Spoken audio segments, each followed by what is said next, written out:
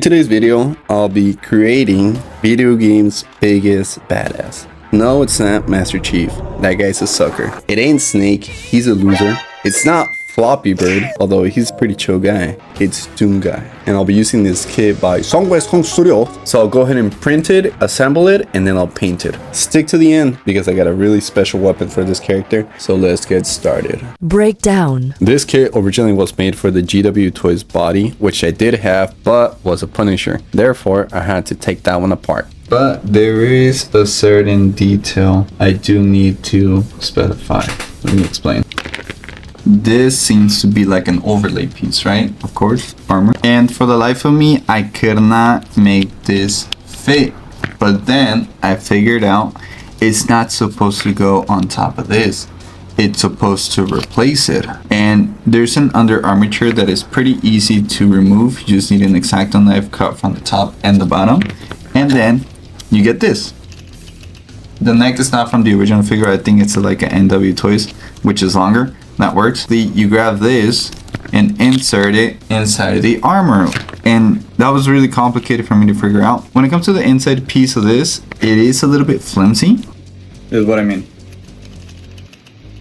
Just loose within the armor. And the boots are made so they just pop in. Voila. So that works for me. That's pretty cool. Painting.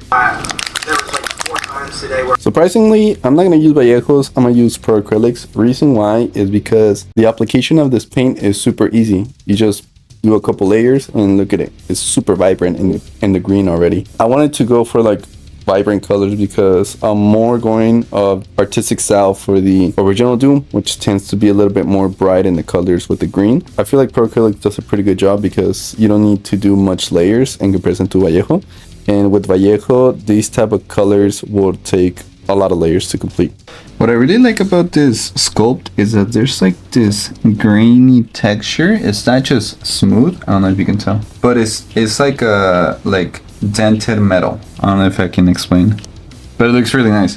And then when I do either a dry brush or if I do a wash, all that like dented metal is gonna come out and it's gonna look really nice. Right now I just gotta give it an even green all over. And then I'll see what I do with it, if I'll dry brush it, wash it, anything like this. Might be a pretty straightforward custom. I mean, I'm saying it's pretty straightforward because you just gotta get the kit, the clothes, the figure, and that's it. And if you have a 3D printer, you can basically just do this like in a couple days, you know? So let's keep going. So now that we have all that drying, we're gonna go ahead and do the ab scratch. He has a very particular detail where he has a ripped shirt and then he has the 3 scratches on the lower abdominal area. So I'm thinking I can basically do that with the X-Acto knife. Just cut that up. Let me get some reference pictures. Hold up. So it seems like it's gonna be boom, boom. Whoa. Okay, I'm gonna do this off screen. I'm getting nervous.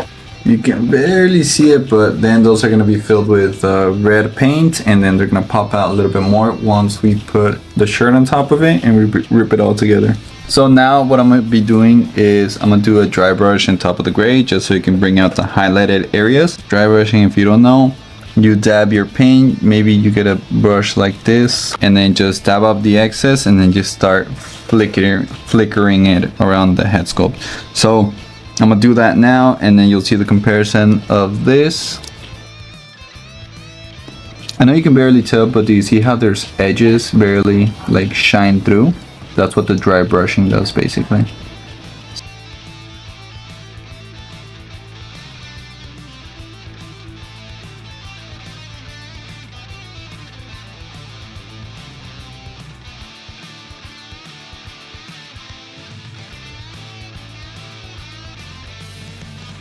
Here I'm just doing a bit of a dark wash in some areas.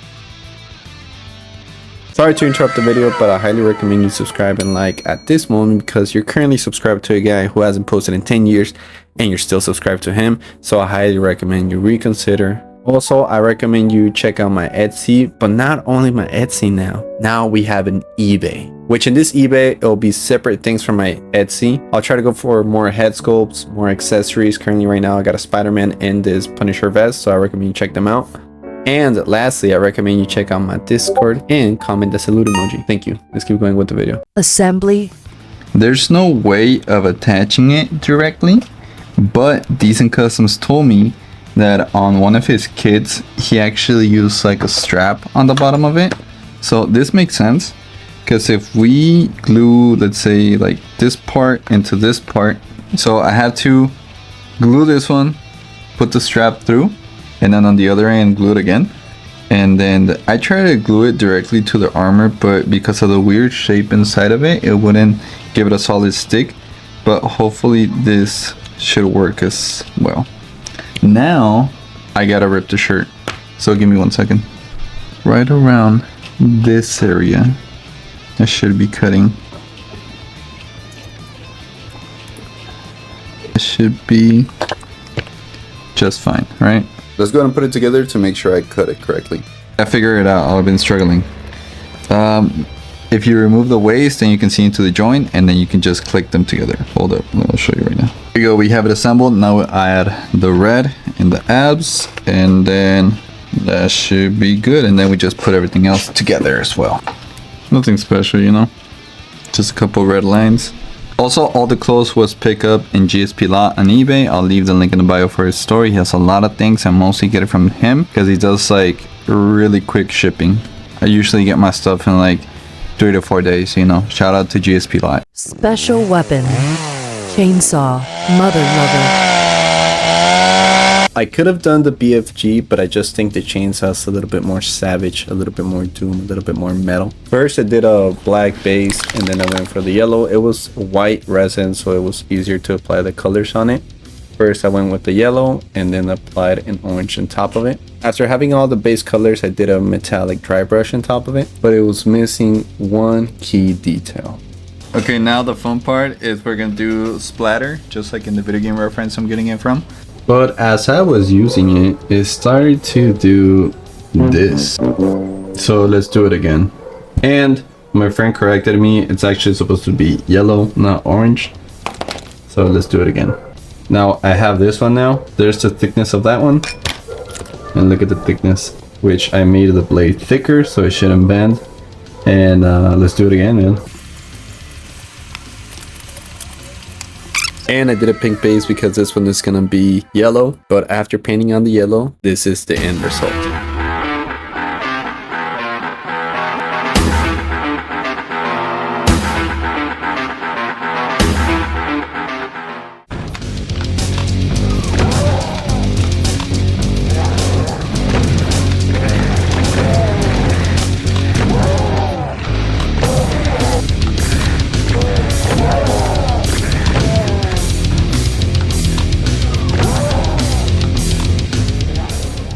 But yeah, dude, that's basically the whole video. Let me know if you like it. I know this is a video game character, so let me know if you guys like those better than the comic. I'll still do comic, but if it's cool to sound like Doom Guy, then I'll go and stick to video games. But yeah, dude, also make sure to check out my eBay since that's new. Let me know if you like this custom. Thank you. Bye.